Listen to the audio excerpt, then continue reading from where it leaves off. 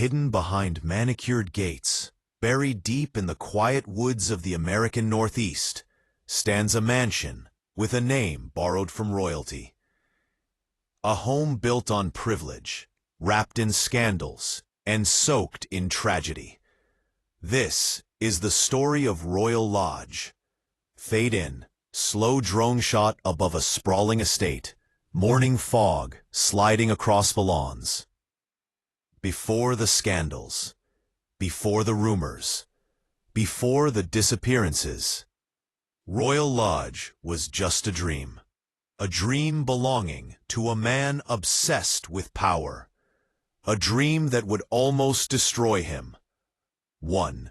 The Forgotten Age of the American Aristocrats. Historical context. To understand Royal Lodge, you must go back to 1907, a moment in American history when the wealthy weren't just rich. They were untouchable. The Gilded Age had given birth to titans, steel barons, railroad kings, and banking dynasties whose fortunes towered over entire states. Their homes were monuments to excess, marble imported from Italy, chandeliers from Paris, servants recruited from Europe's finest estates. But while places like the Biltmore or the Breakers became public legends, there was another mansion, quieter, more private, more dangerous, tucked away in the Northwoods of New York. A mansion simply called Royal Lodge. Its first owner was a name America has mostly forgotten. Jonathan W. Harrow, the railroad mogul whose empire stretched from Boston to Chicago. The newspapers called him the Merchant of Iron. His competitors called him ruthless.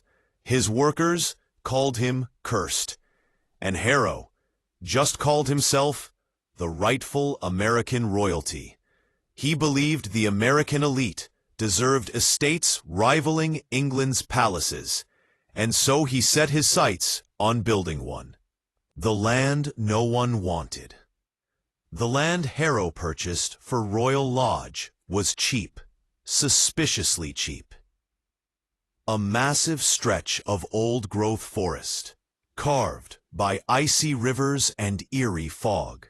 Local farmers warned him that the land was odd, that animals wouldn't settle there, that strange lights were seen above the treetops. Harrow didn't care. He wanted isolation, a place where he could build a castle far from journalists, rivals, and the workers who despised him. The townspeople watched as hundreds of laborers, mostly immigrants, poured into the forest to clear the trees and shape the grounds. Some later claimed that the forest pushed back. Men reported tools disappearing overnight. Others swore they heard voices in the trees. 2 workers vanished in the fog and were never seen again.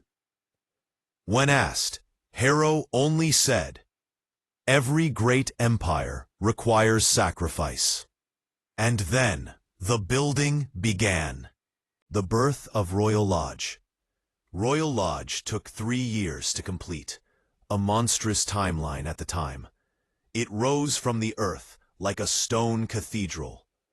87 rooms, 22 fireplaces, imported limestone facade, a hand-carved grand staircase modeled after Windsor Castle, underground wine vaults, a 10-acre private garden.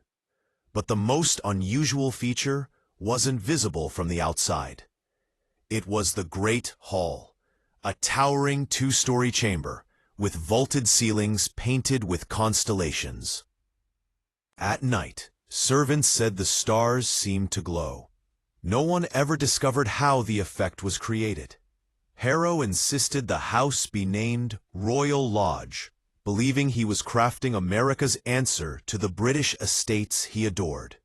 But his triumph was short-lived, because the house was barely finished when tragedy struck. The woman in the blue room. Harrow's wife, Margaret, hated the mansion. Where he saw power, she saw isolation. Where he saw beauty, she sensed something darker. Servants whispered that Margaret rarely slept and often wandered the halls at night with a candle, whispering, "The house watches back." She avoided one room entirely, a beautifully furnished guest space with pale blue walls and a balcony overlooking the forest. The family called it the Blue Room. On a stormy night in 1911, Margaret was found dead in that room, collapsed near the balcony, her candle still burning. No signs of struggle, no note. The only clue was her expression, a look of pure terror. Harrow ordered the Blue Room sealed immediately. He never entered it again. A mansion goes silent. After Margaret's death, Harrow withdrew from society. Parties stopped. Visitors stopped. The wealthiest home in the region became the quietest. But the silence didn't last long. Servants reported strange occurrences. Doors opening on their own, breakdown, cold spots in Margaret's favorite hallway, footsteps pacing the Blue Room at night, music playing faintly from the Great Hall, even though the organ pipes had been sealed. Breakdown. Where's that page reference after all? One maid quit after claiming she saw a woman standing by the balcony in the Blue Room, wearing a pale gown, whispering. Another servant claimed Harrow was speaking to someone who wasn't there in the Great Hall. Breakdown. When the staff told him the house was haunted, he fired them and replaced the entire team. But the new servants reported the same things. The house was alive. So we are back in 1913. For the first time in 2 years, Harrow opened the mansion for a party. A grand masquerade ball meant to prove to society that he was still powerful, still untouchable, still king of his own empire. Over 300 guests arrived, and every single one of them would later tell the same story. At exactly 11:13 p.m., the lights flickered. The great chandelier shook. The orchestra stopped. And from the upper balcony overlooking the hall, a woman appeared. A woman wearing a pale blue gown. Some guests assumed she was part of the performance. Others thought she was Harrow's daughter. But then she vanished in front of everyone, dissolving into cold mist. Guests screamed. People fled the mansion. Some refused to return to Royal Lodge ever again. Harrow insisted it was a trick of the lights, but the newspapers didn't believe him. The headline the next day read, "A ghost attends the ball at Royal Lodge." It was the first scandal, and it was only the beginning. The fall of Jonathan Harrow. After the incident, Harrow's mental health crumbled. Servants described him as paranoid, haunted, and sleepless. He avoided the Great Hall entirely.